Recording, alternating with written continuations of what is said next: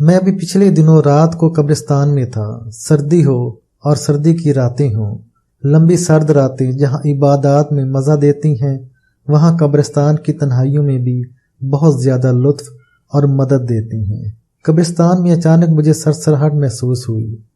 میں سمجھا کوئی سانپ ہے، پھر احساس ہوا سردیوں میں سانپ نہیں ہوتے۔ سمجھا کوئی نیولا ہوگا۔ دائیں بائیں غور سے دیکھا، اسے اپنا خیال سمجھ کر پھر میں اپنے عمل میں لگ گیا۔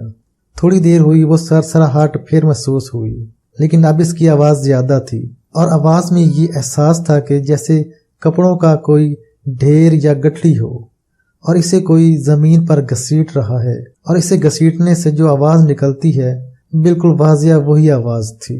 اب میرے احساسات بیدار ہوئے اور میرا خیال غالب ہو گیا کہ یہ کوئی راز ہے یا کچھ ہے۔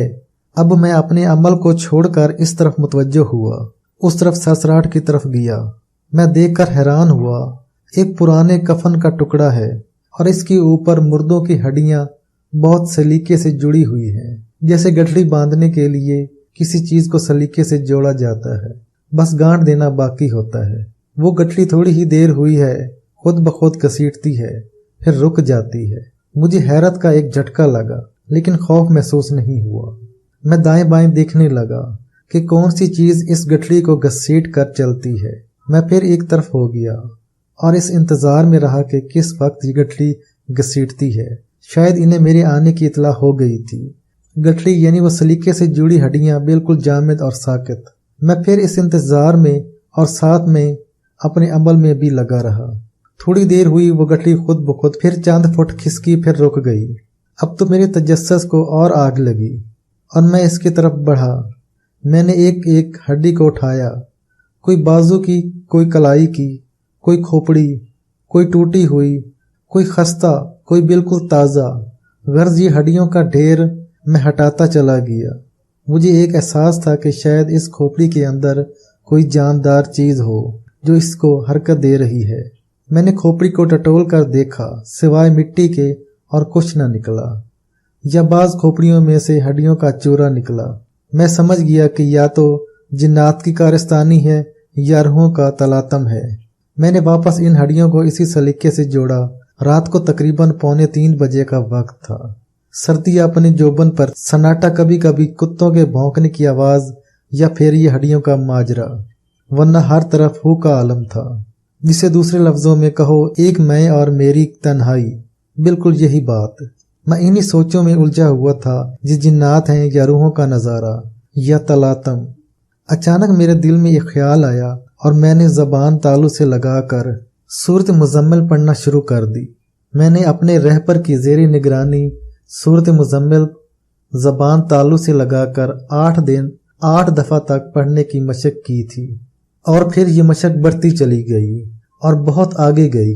میں باوضو تھا، میں نے سفید لباس اور بھرپور خوشبو لگائی ہوئی تھی، سیاہ رنگ کا کمبل اوڑھا ہوا تھا، اور اپنے جسم کو سردی سے محفوظ رکھنے کے لیے کچھ لوازمات کیے ہوئے تھے۔ میں نے سورۃ مزمل ابھی پوری ہی نہیں پڑھی تھی کہ یکا یک ہڈیوں میں ہلچل پیدا ہوئی اور ہڈیاں بکھر گئیں۔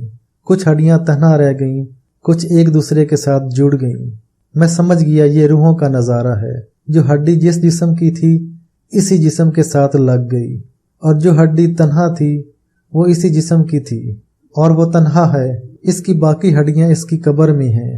میں نے سورۃ مزمل پڑھنے میں مزید تاخیر نہ کی، اور یہ نظارہ دیکھنے کے لیے ساتھ ایک اینٹوں کی چوکی بنی ہوئی تھی، اس پر بیٹھ گیا۔ میں نے 3 بار سورۃ مزمل پڑھی، اور چوتھی دفعہ پڑھنے ہی لگا تھا کہ ایک بوڑھی کانپتی ہوئی آواز آئی، محترم بس کیجئے۔ یہ بہت شکستہ اور لاجواب اردو کی آواز تھی، لیکن اس آواز کو سن کر بھی میں نے سورۃ مزمل چوتھی بار پڑھنا نہ چھوڑی۔ ابھی چند آیات ہی پڑھی تھیں۔ وہ کہنے لگے، آپ مزید نہ پڑھیے، آپ ہم سے جو پوچھیں گے ہم آپ کو بتائیں گے۔ پھر ایک پل میں اس کلام کی تاثیر اور اللہ کی قدرت پر حیران ہوا، اور پھر سوچنے لگا، اللہ ہر چیز پر قادر ہے۔ آخر قیامت کے دن بھی تو یہی ہڈیاں بولیں گی، اور اللہ ہڈیوں کو جسم، حتیٰ کہ جو ہڈیاں مٹی ہو چکی ہیں، ان کو جسم اور روح عطا فرمائے گا۔ بس انہی سوچوں میں تھا، اور اللہ کی قدرت پر میرا یقین اور بڑھتا جا رہا تھا۔ تو میں نے ان سے پوچھا آپ کون ہیں؟ بولے میں مراد آباد کا رہنے والا ہوں۔ 1947 کے حوادث کے بعد 3 سال زندہ رہا۔ میری عمر اس وقت 68 سال کی تھی۔ میں بڑھئی تھا، لکڑی کا کام کرتا تھا، لیکن اس سے پہلے میرے دادا نواب تھے، چوبدار تھے اور ان کا نواب سے بہت گہرا تعلق تھا۔ ہمارے گھر میں دولت اور مال کی ریل پیل تھی، کسی چیز کی کمی نہ تھی۔ میں نے اپنے دادا کو دیکھا تھا، انہوں نے 80 سال سے زیادہ عمر پائی تھی۔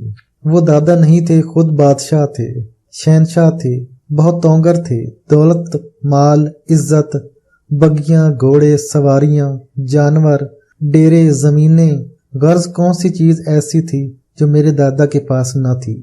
میں نے اپنے بچپن میں شاہی انداز سے آنکھیں کھولی اور شاہانہ مزاج سے پلا۔ شاہانہ طبیعت نے میرے مزاج کو اور شاہانہ بنا دیا۔ یوں میں زندگی کے دن رات گزارتا چلا گیا۔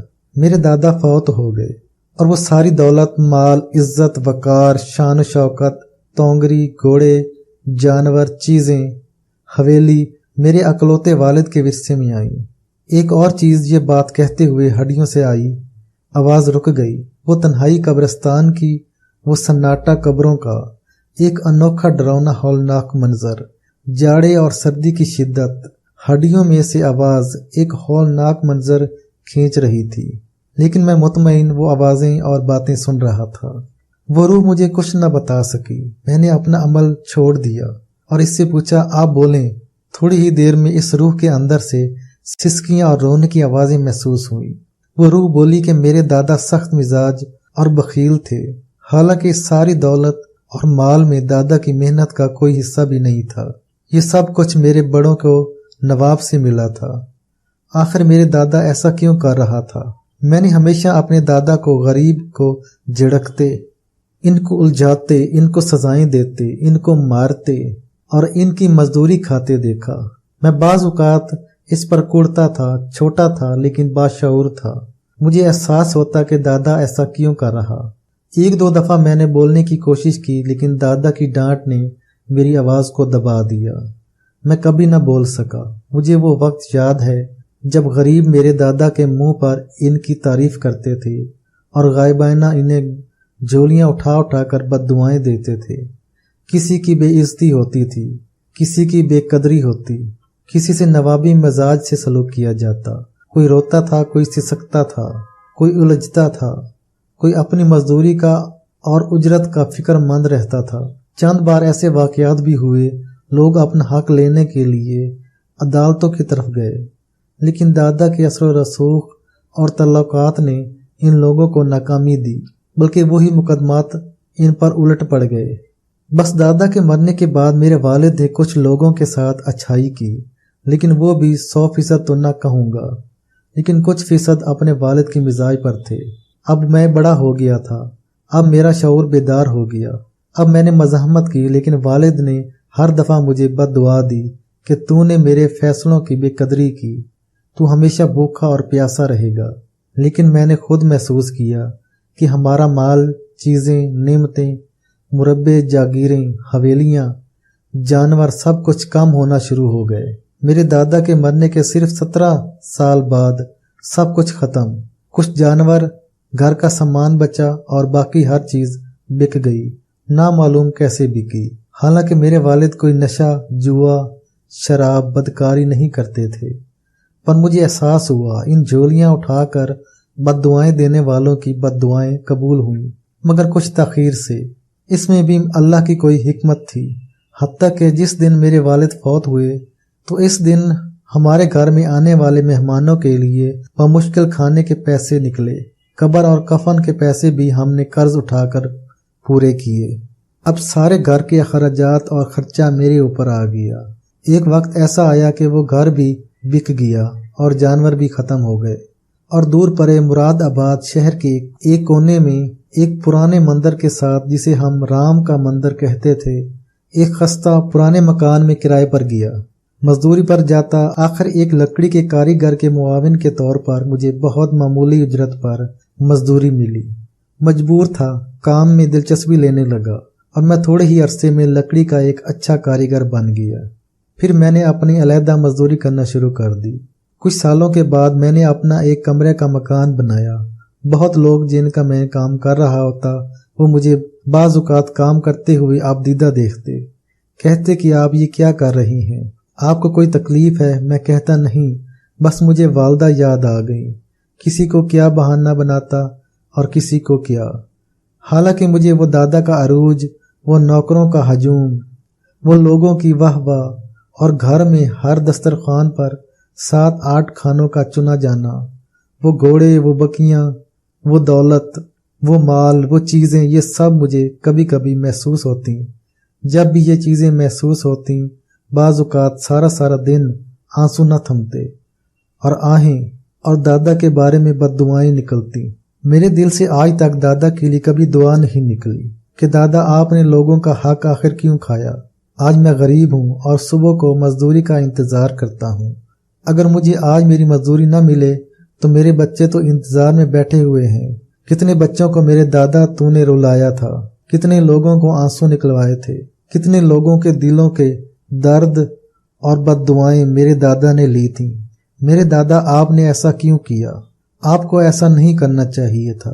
بعض اوقات رات کو آنکھ کھل جاتی، میں بلک بلک کر رونے لگتا تھا۔ میری بیوی بچے اٹھ بیٹھتے اور پوچھتے کیا ہوا۔ کچھ عرصے کے بعد انہیں بھی پتہ چل گیا کہ ہمارا والد کس درد اور کس غم پر کڑتا ہے۔ بس یہ میرے دن تھے اور یہ میری راتیں تھیں، میں مزدوری کر کے لاتا۔ ایک دن میرے ساتھ عجیب واقعہ ہوا۔ میری 7 دن کی مزدوری ایک شخص نے ہضم کر لی اور کہنے لگا ابھی پیسے نہیں ہیں، بعد میں دوں گا۔ حالانکہ میں دن رات اس کی جیب میں مال اور پیسے دیکھتا، اور مجھے کام سے بھی فارغ کر دیا۔ مجھے اس دن احساس اور بڑھ گیا اور اس نے آخر کار مجھے مزدوری نہ دی۔ میرے دل سے اس کے لیے دعا نہ نکلی، بد دعائیں نکلیں، اور میرا دن، میری راتیں، میری صبحیں، میری شامیں اسی بے چینی میں آخر گزرتی گئیں کہ میرے ساتھ اس نے ایسا کیوں کیا۔ پھر مجھے اپنے دادا کے حالات اور میرے دادا نے لوگوں کے ساتھ جو کچھ کیا وہ یاد آنا شروع ہو گیا۔ پھر میرے اندر یہ احساس اور بڑھ گیا۔ بس انہی حالات میں میرے دن رات گزرتے، آخر کار میں مر گیا۔ آج مجھے مرے نصف صدی سے زیادہ ہو گیا ہے، پر میری ہڈیاں موت کی اس تلخی اور موت کی سختی کو اب بھی بتا رہی ہیں۔ آپ نے میرے لیے سورۃ مزمل کا عمل کیا، اللہ نے میری ہڈیوں میں روح ڈالی۔ اللہ ایسا کرنے پر ہر وقت قادر ہے۔ میں بہت درد اور توجہ سے یہ ساری باتیں سن رہا تھا۔ میں حیران پریشان۔ میں نے اگلا سوال کیا، یہ ہڈیوں کا کفن کے ٹکڑوں پر گھسیٹنے کی داستان کیا ہے؟ تو وہ روح ٹھنڈی سانس لے کر کہنے لگی، ہر نوچندی کی 13، 14 اور 15، یعنی چاند کی 13 تاریخ، 14 تاریخ اور 15 تاریخ کو عرش سے روحوں کے لیے ایک غذا آتی ہے، کیونکہ یہ وہ تاریخیں ہیں جن میں نظام عالم بدلتا ہے، قدرت کے فیصلے ہوتے ہیں۔ زمین پر عذاب آنا ہے، بلائیں آنی ہیں، آفات آنی ہیں، مشکلات آنی ہیں، پریشانیاں آنی ہیں، الجھنیں بڑھنی ہیں، اور تکالیف یا راحتیں، یہ سب فیصلے انہی 13، 14 اور 15 کی راتوں میں ہوتے ہیں۔ آج 14 کی رات ہے اور یہ بے چین روحوں کی ہڈیاں گھسٹ گھسٹ کر قبرستان میں آسمانی راحتوں اور آسمانی سکون کے فیصلوں کو تلاش کر رہی ہیں، اور یہ سب روحیں اپنی زندہ آل و اولاد کے لیے بے چین ہیں کہ کہیں ایسا نہ ہو کہ ان کے لیے عذاب، بلائیں، مسائل اور مشکلات کے لیے کوئی فیصلے ہوں۔ ہم سب اللہ سے دعائیں بھی کرتے ہیں، لیکن ہم سب بے بس ہیں۔ ہم اللہ سے مانگتے ہیں، ہم اللہ سے فریاد کرتے ہیں، ہم اللہ کو آپ سے زیادہ جانتے ہیں۔ اے کاش کہ مرنے سے پہلے اس طرح جان لیتے۔ ہمیں کہنے والے، سمجھانے والے، ہمیں نصیحتیں دینے والے بہت آتے تھے۔ میں نے ان سے پوچھا، آپ مجھے کوئی قبرستان کے کوئی اور راز بتائیں جس سے ہماری انسانی زندگی میں انتہائی فائدہ ہو۔ تو وہ بولے، اس بڑھئی نے مجھے زندگی کے وہ سبق دیے جو شاید میں کبھی نہ بھلا سکوں، اور زندگی کا وہ نظام اور ترتیب بتائی جسے میں کبھی فراموش نہ کر سکوں۔ وہ تھا تو بڑھئی، لیکن برزخی زندگی میں پہنچ کر اس کی وہ آنکھ کھل چکی تھی جو اس وقت ہم سب کی بند ہے۔ اس کھلی آنکھ نے میری آنکھ کھول دی۔ میں چاہتا ہوں آپ کی آنکھ بھی کھل جائے۔ میں نے اس بڑھئی کی روح سے سوال کیا، आप कोई और वाकया सुनाना पसंद करेंगे? बल्कि इसरार भी किया। इसने एक ठंडी सांस ली और इसके बाद इसकी सिसकियां, रात का सन्नाटा, हर तरफ हू का आलम जिसमें सिर्फ मेरी आवाज थी और मेरी रूहानी दुनिया सिर्फ इसी की आवाज सुन रही थी। वो रूह बोली, हाँ, मैंने कब्रों में 2 खवातीन को बहुत ज्यादा तड़पते, सिसकते और उलझते देखा है। एक सास, वो सास जो इससे पहले अपनी बेटी के लिए तो रेशम जैसी नरम और अखलाक का खुगर होती है, और वही सास अपनी बहू के लिए शेरनी और लूमड़ी का किरदार अदा करती है। मैं ये लफ्ज इस बढ़ई की रूह से सुन रहा था और मुझे एहसास हो रहा था, मालूम होता है कि दास्तान कोई बहुत सख्त है जिसके लिए इतने सख्त अल्फाज इस्तेमाल हो रहे हैं। वो रूह बोली कि मैंने इस सास को बहुत ज्यादा तड़पते और परेशान देखा, जिसने बात बात पर सख्ती, टोका टाकी और रोक टोक में इंतहा दर्जे की दिलेरी दिखाई। इस बढ़ई के अल्फाज सादा थे, इसका लहजा देहाती था, पर इसका इंतहा दर्जे का अंजाम बहुत खतरनाक था। वो रूह मुसलसल बोल रही थी और कह रही थी, यहाँ मेरे पास जो जालिम सास भी आती है, और जब मुझे पता चलता है कि इस कब्रिस्तान में कोई बूढ़ी खातून आई है तो मैं लर्ज जाता हूँ और दहल जाता हूँ। ये ठीक है, हर बूढ़ी खातून के साथ अंजाम बद नहीं होता। अल्लाह बूढ़ियों के साथ बहुत शफकत, रहमत और करम का मामला करता है, लेकिन खुददार, जालिम, जफा जाओ, कीना परवर और बात बात पर रोकने टोकने वाली सास को मैंने बहुत दुखी देखा। मुझसे 8वीं कब्र एक ऐसी सास की है जिसके साथ सुबह शाम अजाबात का मामला होता है, जिन्हें हम खुद अपनी आंखों से देखते हैं। इंसान तो नहीं देख सकते, लेकिन हम अपनी आंखों से देखते रहते हैं। सुबह नमाज फजर के बाद एक बिच्छू इस पर मुसल्लत होता है। वो बिच्छू जब इसे डसता है, इसका जिस्म रेजा रेजा हो जाता है। वो बिच्छू अपना डंग लेकर बैठा रहता है। कुछ ही देर के बाद इसके रेजे सिमटते हैं और चीखों और आहों के साथ इसका जिस्म फिर बन जाता है। फिर इसको डसता है और फिर इसका जिस्म हाय हाय के साथ टुकड़े टुकड़े हो जाता है। सुबह से लेकर जोहर तक यही सिलसिला चलता रहता है। जोहर के बाद एक न्योले की शक्ल का जानवर जो बहुत बड़ा होता है इस पर मुसल्लत होता है। वो इसका जिस्म और बोटियां नोचता है। इसे मौत नहीं आती और वो इस बिला से बच नहीं सकती, और वो बला बोटियां मुसलसल नोचती रहती है। इसका जिस्म फिर सही हो जाता है। वो बिला फिर बोटियां नोचती है और यूं असर तक इसको मुसलसल नोचते नोचते तकलीफ देती है। फिर असर से लेकर मगरिब तक एक सांप इस पर मुसल्लत होता है जो सिर्फ इसके जिस्म को अपनी सख्ती से तोड़ता है। वो सांप इसके जिस्म से लिपट कर रस्से की तरह शिकंजा बन जाता है और इसकी हड्डियां चटकती हैं, और तमाम कब्रिस्तान वाले इसकी हड्डियों के चटकने की आवाज सुनते हैं, और इसका जिस्म चूरा चूरा हो जाता है और इसकी हड्डियां बिल्कुल बारीक हो जाती हैं, और मगरिब से लेकर फिर इशा तक इस पर आग का अजाब मुसल्लत होता है। वो इस तरह होता है कि आग की छोटी छोटी चिंगारियां इसके जिस्म पर लगती हैं। वो एक चिंगारी को हाय हाय करके हटाती है तो जिस्म के दूसरे हिस्से पर चिंगारी लग जाती है, और यूं इशा के बाद से लेकर फजर तक इसको धुएं का अजाब होता है। इसकी कब्र में खौफनाक धुआं भरता है, धुएं में दम घुटता है, खांसती है और खांस खांस कर लूट पूट हो जाती है। आंखें और आंतें बाहर आ जाती हैं। इसका जिस्म तकलीफ से गठरी बन जाता है और यूं सारी रात इसी तकलीफ में गुजर जाती है। हाँ, इसकी ये तकलीफ शबे जुम्मा और जुम्मे की मगरिब तक टली रहती है, या फिर इस वक्त टलती है जब इसकी तरफ से कोई सदका, खैरात या कोई अमाल का हदिया इसको दिया जाए। बढ़ई की रूह रो रही थी, बल्कि रोते रोते खुद सिसक रही थी। क़ारीन, मैंने दुनिया में दर्द के बहुत मनाजर देखे और सुने, लेकिन बढ़ई की इस रूह ने मुझे बहुत रुलाया। मेरी कई दिन तक नींदें उड़ गईं, सुकून मेरा साथ छोड़ गया। फिर खुद मैंने इसका हल ये निकाला, मैं मुसलसल दरूद शरीफ पढ़ पढ़ कर इन अजाब वाली रूहों को बख्शता रहा और इनको हदिया करता रहा। बढ़ई की रूह मजीद कहने लगी, रमज़ान में हर जनती रूह या अजाब वाली रूह के लिए मुसलसल बहारें होती हैं। इनको रमज़ान में बहुत सुकून होता है, बल्कि हर रूह की चाहत होती है कि ऐ काश तमाम साल रमज़ानुल मुबारक रहे। अचानक बढ़ई की रूह संजीदा हो गई اس کا رونا ختم، اس کی سسکیاں رک گئیں، اور ایسے ہی جیسے اس کا سانس بھی رک گیا ہو، اور کہنے لگی مجھ سے دور وہ فلاں قبر، ایک خستہ اور پرانی قبر کی طرف اشارہ کر کے کہنے لگی، وہ بھی اس ساس کی قبر ہے، لیکن وہ ہمیشہ روشن رہی اور تابندہ رہی اور شاد و آباد رہی۔ اس کی روشنی اور تابندگی کی وجہ اس ساس کے مزاج میں درگزر، لہجے میں نرمی، انداز میں اعتدال اور غلطیوں پر معافی۔ یہ خاتون غریب تھی، مال تھا نہیں، سخاوت تھی نہیں، یہ خاتون مریض تھی، روزے رکھ نہیں سکتی، اور بہت بڑی عبادت گزار بھی نہیں تھی، اور نہ بہت بڑی سخی تھی۔ غربت کی وجہ سے کبھی حج عمرے کی سعادت حاصل نہ کر سکی، ہمیشہ اس کی طلب کرتے کرتے مر گئی۔ اس قبر کو آج 82 سال ہو گئے ہیں، لیکن یہ قبر مجھ سے بھی پرانی ہے۔ میں جب سے آیا ہوں میں نے اس قبر کو پر نور، خوشبو، روشنی، راحت، خوشیاں اور کامیابیوں میں منور دیکھا ہے۔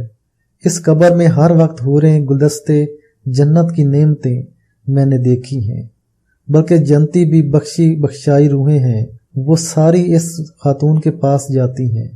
میں نے کہا کیا ممکن ہے میں اس خاتون کی روح سے ملاقات کر سکوں؟ کہنے لگے ہاں ہاں ابھی چلتے ہیں۔ ہم چلتے ہوئے اس قبر کے پاس گئے۔ میں قبر کے دائیں طرف بیٹھ گیا، تھوڑی دیر خاموشی رہی۔ اس کے بعد ایک بوڑھی آواز سلام کی شکل میں ظاہر ہوئی۔ سلام کے بعد میں نے اس بوڑھی آواز کو مخاطب کیا اور اس کو میں نے ماں جی کہہ کر پکارا۔